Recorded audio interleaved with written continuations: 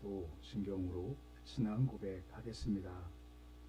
나는 전능하신 아버지 하나님 천지의 창조주를 믿습니다. 나는 그의 유일하신 아들 우리 주 예수 그리스도를 믿습니다.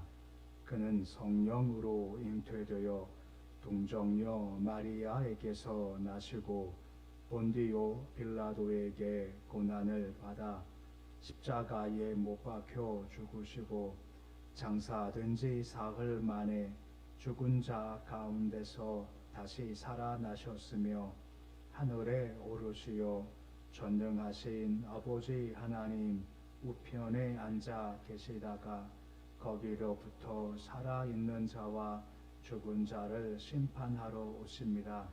나는 성령을 믿으며 거룩한 공교회와 성도의 교제와 죄를 용서받는 것과 몸의 부활과 영생을 믿습니다. 아멘. 찬송가 183장 찬양하겠습니다.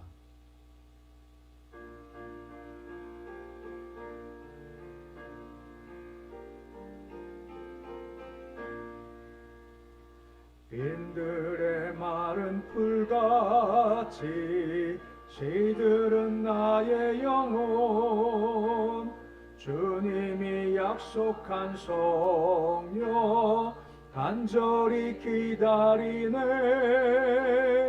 가물음의 마른 땅에 단비를 내리시듯 성령의 단비를 부어 새 생명 주옵소서.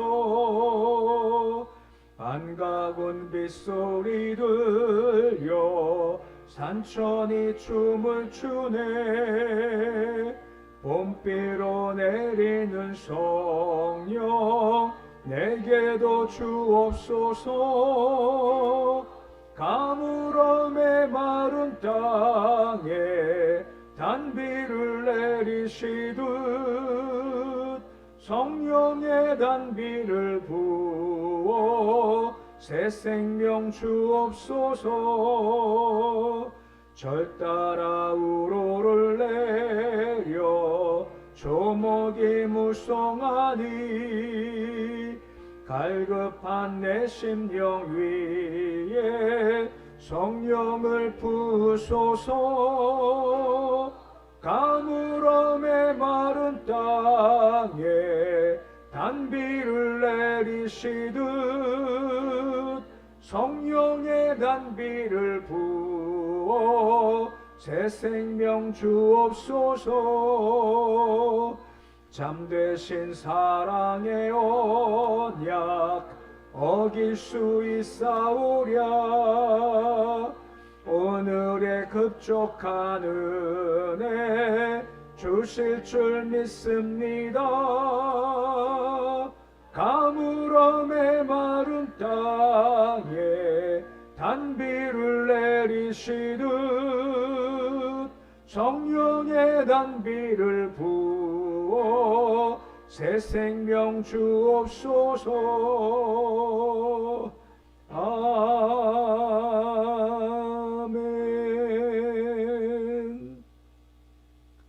341장 찬양하겠습니다.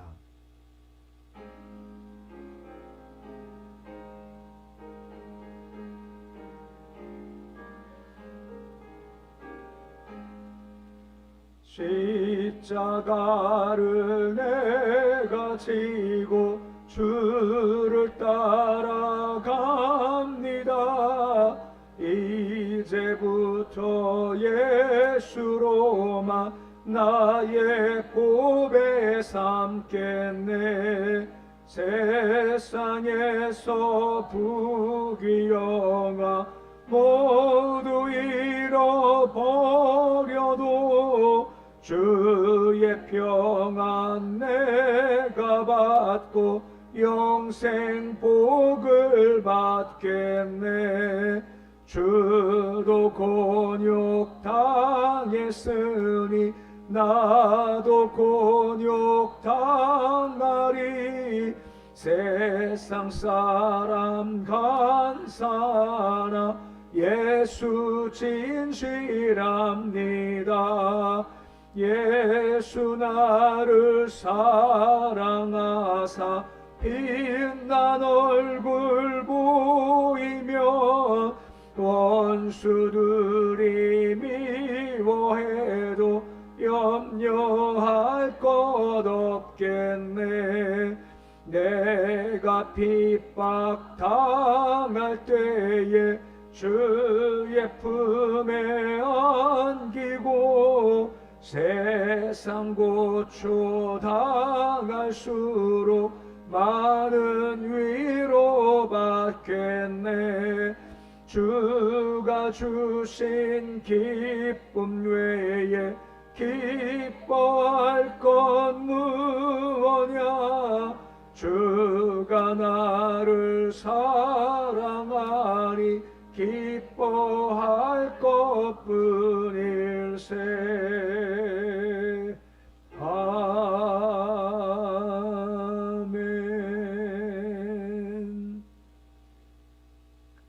오늘 말씀은 요한복음 19장 31절에서 35절까지의 말씀입니다. 요한복음 19장 31절에서 35절까지의 말씀입니다. 요한복음 19장 31절로 35절까지 말씀 우리 함께 봉독하겠습니다. 이날은 준비일이라. 유대인들은 그 안식일이 큰 날이므로 그 안식일에 시체들을 십자가에 두지 아니하려 하여 빌라도에게 그들의 다리를 꺾어 시체를 치워달라 하니, 그들이 가서 예수와 함께 못 박힌 첫사람과 또 그 다른 사람의 다리를 꺾고 예수께 이르러서는 이미 죽으신 것을 보고 다리를 꺾지 아니하고 그중 한 군인이 창으로 옆구리를 찌르니 곧 피와 물이 나오더라. 이를 본 자가 증언하였으니 그 증언이 참이라. 그가 자기가 말하는 것이 참인 줄 알고 너를 믿게 하려 함이니라. 아멘. 우리가 앞에서 보았지만 십자가 달려 죽으심으로 주신 메시아 사역을 완수하신 예수께서 이제 영광된 부활의 아침을 맞이할 때까지 잠시 무덤에 장사되십니다. 곧 19장 이제 31절 이하 말씀은 예수께서 무덤에 장사되시는 장면을 다루고 있는데, 다른 복음서에 비해서 조금 더 잘 상세히 기술함으로 말미암아 예수 죽음이 진짜 죽음이었다라는 것을 좀 강조해주는 말씀이 이어지고 있습니다. 31절 말씀으로 시작되고 있는데 그 31절 말씀 같이 읽어보시겠습니다. 이날은 준비일이라. 유대인들은 그 안식일이 큰 날이므로 그 안식일에 시체들을 십자가에 두지 않으려 하여 빌라도에게 그들의 다리를 꺾어 시체를 치워달라 하니라고 하죠. 이달은 준비일이다라고 합니다. 보통 안식일의 준비일이다라고 할 수가 있죠. 또한 동시에 6월절의 준비일이라고 하는 겁니다. 그해 같은 경우는 독특하게도 6월절과 안식일이 겹치게 됐죠. 그래서 안식일이 큰 날이다라고 설명을 해주고 있는 겁니다. 근데 그해는 안식일과 6월절이 같이 겹친 날이기 때문에 더욱더 사람들이 의식적인 문제에 신경을 많이 썼던 것으로 보이는 겁니다. 그 안식일의 시체들을 십자가에 두지 아니하려 하여 라고 나와 있죠. 율법에 의하면 나무 아래 죽은 자는 저주를 받은 거죠. 그 유대인들은 나무에 달려 죽은 시체를 그대로 밤을 두고 세게 하면 부정하게 되므로 해지기 전에 보통 그 시체를 장사하는 것이 보통 관례였습니다. 하여튼 로마인들은 좀 달랐죠.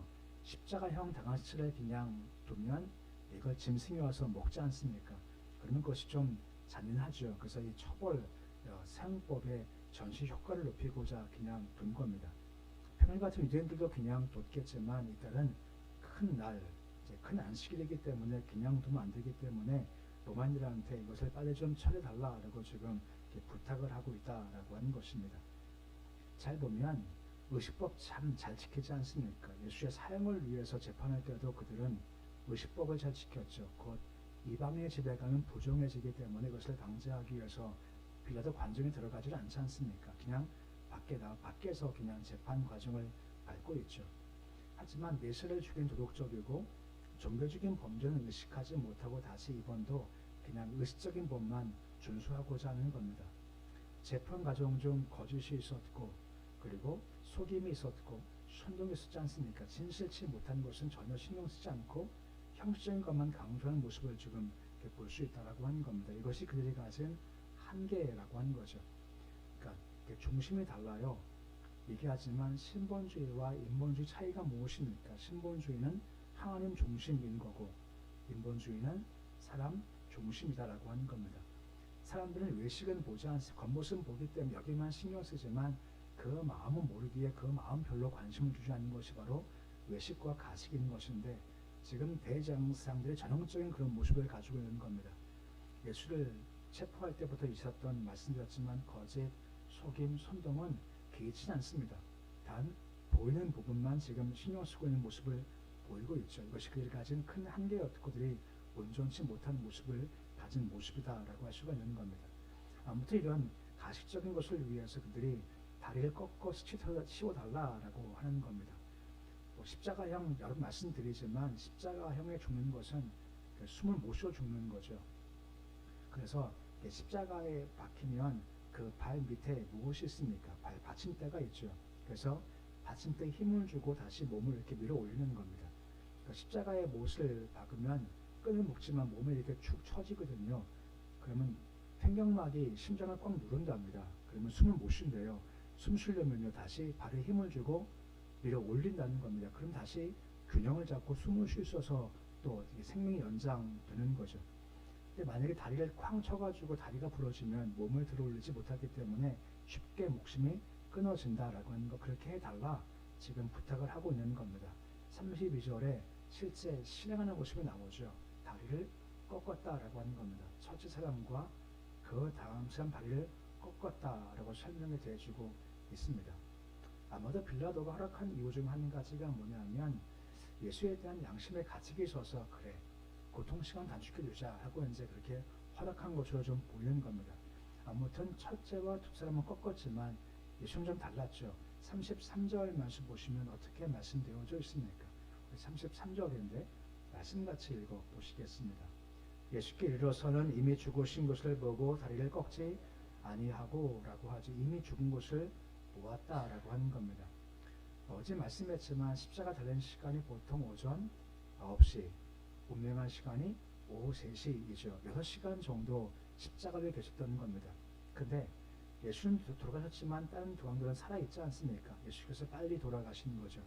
아시지만 그 이유가 무엇 때문입니까? 십자가 전에 그 과정, 채찍을 맞으시고 고통당하신 과정이 너무나 힘들어서 이미 다 육적으로 수련해 있었기 때문에 빨리 돌아가시는 것으로 보이는 거죠. 그래서 다리를 꺾지 않았다라고 하는 겁니다. 이미 죽은 죄수이어도 죽음을 확인하기 위해서 다리를 꺾는 게 필요할 텐데 꺾지 않았다는 것, 필요하지 않았다라고 할 수가 있고 내일 말씀 보겠지만 그것도 말씀의 성취라고 하는 겁니다. 그래서 꺾지 않고 대신 한 것이 있습니다. 30절 말씀 보시면 다리 꺾지 않고 대신 한 것이 무엇이다 설명되어 있습니까? 그 34절인데 말씀같이 읽어보시겠습니다. 그중 한 군인이 창으로 옆구리를 찌르니 그 피와 물이 나오더라 라고 합니다. 다리를 꺾는 어찌 보면 좀 잔인한 방법보다도 매장을 확인하려면 곧 진짜 죽었다는 것을 확실하게 매장할 수 있기 때문에 죽음을 확인하기 위해서 옆구리를 찔렀다라고 하는 것이고 그때 물과 피가 나와서 죽었구나 라고 확인이 되는 겁니다. 지금 요한에 자세하게 설명한 이유가 무엇 때문인가 라고 하는 것입니다. 실제 예수가 돌아가신 게 맞다라고 지금 얘기하고 있죠.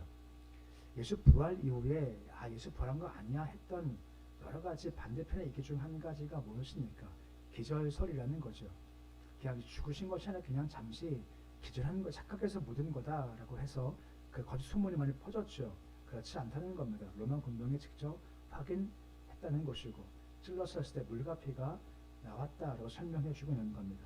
근데 요한일서 말씀 보면 나오겠지만 이 물과 피가 좀 의미가 있다라고 하는 것입니다. 여기 물과 피가 각각 어떤 것을 의미하는 걸까요? 물은 뭘까요? 물은 보통 우리가 세례를 얘기하지 않습니까? 예수께서 세례 받으셨지 않습니까? 누구한테 말입니까? 세례를 받으셨죠. 그 물로 임하신 것이가 있고 또 한 가지가 바로 피라고 하는 겁니다. 예수 그리스도의 보혈이라고 하는 것입니다. 이것과 함께 성령이 합해서 하나가 된다라고 하는 거예요. 요한에서 5장 6절 말씀 보시면 설명을 해주고 있는 겁니다. 요한에서 5장 6절 말씀인데 우리 말씀 같이 함께 읽어보시겠습니다. 이는 물과 피로 임하신 이시니 곧 예수 그리스도시라. 물로만 아니요 물과 피로 임하셨고 증언 이는 성령이시니 성령은 진리니라 라고 말씀해 주고 있습니다. 물과 피로 임하신 겁니다. 물은 세례, 피는 십자가의 보혈이라는 거죠. 이건 사실이지 않습니까? 근데 이것만 가지고는 부족해요. 하나가 더 필요하죠. 바로 성령님이라는 겁니다. 성령님은 하신 것이 무엇입니까? 증언하신다라고 하는 겁니다. 증언이 무엇이겠습니까? 물로 임하셨고 피로 임하신 것은 사실이지 않습니까? 근데 이것을 우리가 믿어야 돼요. 우리가 알아야 돼요. 그럼 우리는 지금 볼 수도 없지 않습니까? 근데 어떻게 우리가 믿을 수 있나요? 우리 안에서 누가 지금 증언하고 계시는 건가요? 성령님이 증언하고 계시다라고 하는 거죠.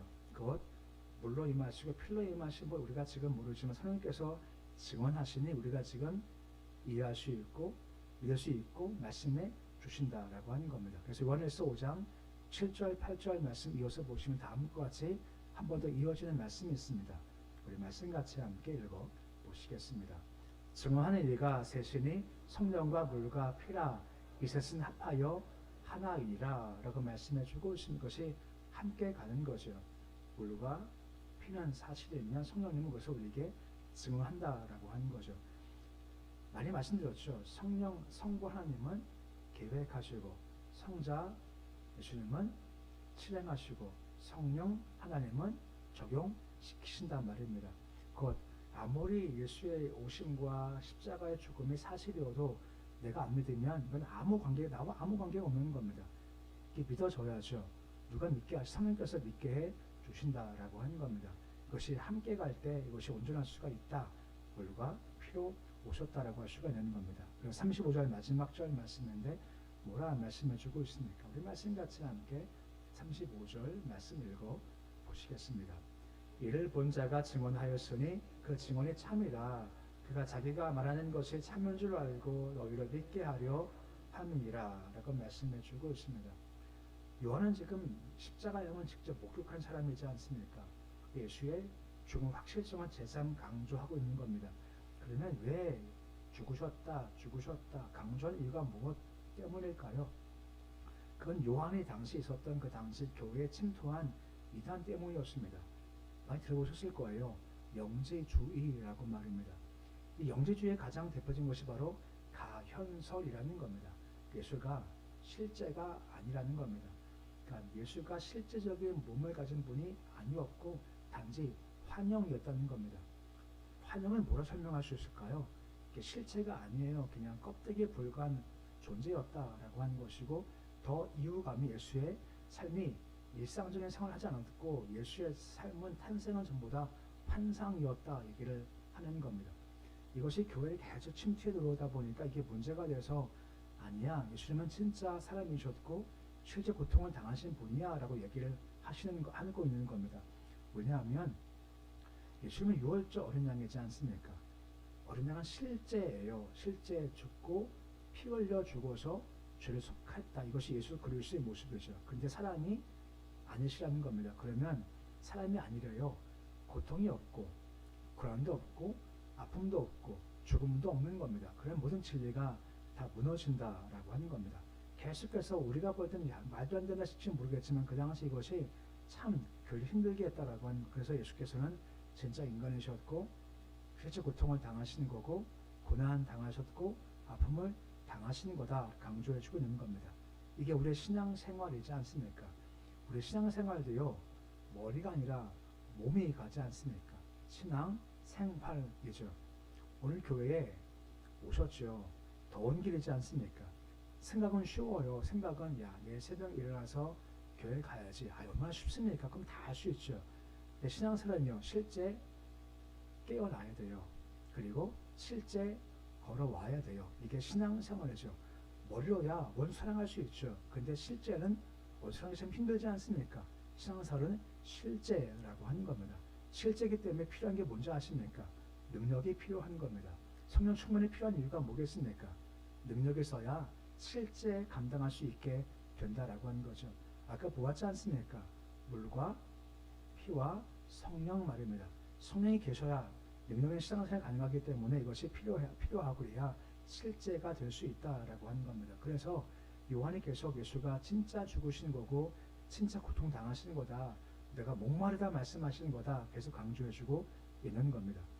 우리의 신앙생활을 감당할 때마다 항상 방향은 두 가지입니다. 하나님 중심이냐 사람 중심이냐. 당시 대제사장들은 항상 사람 중심이었습니다. 하나님을 자꾸만 보기려고 해요. 겉모습 외심만 강조하다 보니까 잘못된 길로 걸어가는 거죠. 하지만 하나님 우리의 중심을 보신다고 말씀하고 있지 않습니까? 중심이 합당해야 된다는 겁니다. 또 신앙 생활은 말씀했지만 실제입니다. 실제 움직이는 거예요. 생각만 아닙니다.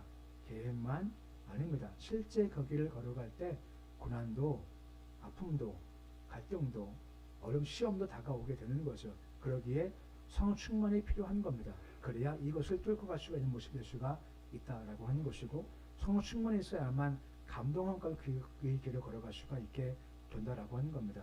신앙생활 감당할 때마다 중심 보신 주 앞에서 마음이 합당한 모습을 드리기 위해서 늘 중심이 합당한 생활 걸어가시고 신앙생활입니다. 우리 신앙적인 모습들이 생각만 계획만 말만 무성한 것이 아니라 실제 움직여서 열매가 있는 모습이 되실 수 있으시기를 우리 주 이름으로 축원해 드립니다. 기도하겠습니다. 아버지 하나님, 우리 신앙생활은 실제입니다. 생각으로야 말로야 우리가 뭘 못하겠습니까? 하지만 신앙은 진짜 내 몸을 움직이는 생활입니다. 말씀 가지고 세상에 나가서 실제 움직이면 어쩔 수 없이 어려움도 있고 힘듦도 있고 갈등도 있기 마련입니다. 그때 우리에게 성령 충만이 필요합니다. 성령께서 감동하시고 힘을 주시고 믿게 하셔야 우리가 이 길을 걸어갈 수가 있습니다. 도우셔서 머리나 말로만이 아니라 실제 신앙의 길을 잘 걸어가도록 주님 도와 주옵소서. 물과 피와 성령 합해서 하나다라고 말씀해 주셨습니다. 예수 오심도 성령께서 계셔야 우리가 믿는 것처럼 우리가 믿은 바를 실제 생활에 실행하기 위해서 성령으로 이끌어가 주시옵소서. 우리가 입만 무성한 무화과 나무 되지 않게 해 주시옵시고 열매가 있는 무화과 나무 될 수 있도록 도와 주옵소서. 특히 우리 신앙생활이 주님 보시기에 우리 중심이 합당하기 원합니다. 대제사장들 겉만 관심 가지고 보이는 것만 관심을 가지는 그 한계를 가지고 있었습니다. 하지만 주님은 우리의 중심을 보시지 않습니까?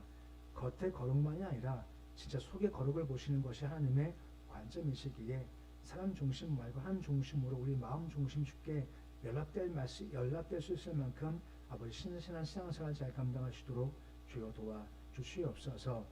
오늘도 새벽을 열어주심을 참 감사를 드립니다.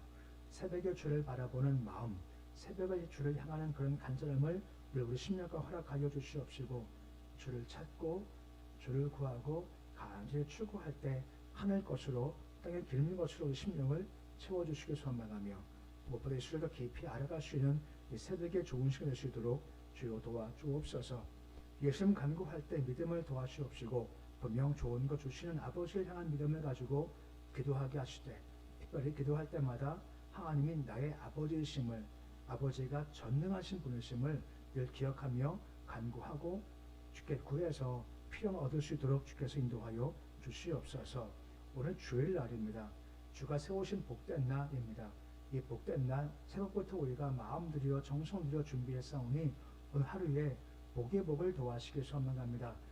은혜의 복이 말씀의 복이 영광의 복이 임하는 하루가 되도록 주여 도와 주시옵시고 하루 우리 발걸음이 기름지게 주여 도와 주시고 주를 바라보고 또 함께 만나 교제할 때 하늘의 기쁨과 땅의 평화가 가득한 하루 삶속에 주께서 인도하여 주시옵소서. 오늘 하루 주와 함께 동행할 때 오늘도 주와 함께 걸어가기에 무엇이 온다 한들 시험 들지 않게 해 주시고 더 기뻐할 수 있고 더 감사할 수 있는 복된 날 될 수 있도록 인도하여 주시옵소서. 예수님의 이름으로 기도드립니다. 아멘. 하늘에 계신 우리 아버지, 아버지 이름을 거룩하게 하시며 아버지 나라가 오게 하시며 아버지의 뜻이 하늘에서와 같이 땅에서도 이루어지게 하소서. 오늘 우리에게 일용할 양식을 주시고 우리가 우리에게 잘못한 사람을 용서하여 준 것 같이 우리 죄를 용서하여 주시고 우리를 시험에 빠지지 않게 하시고 악에서 구하소서. 나라와 권능과 영광이 영원히 아버지의 것입니다. 아멘.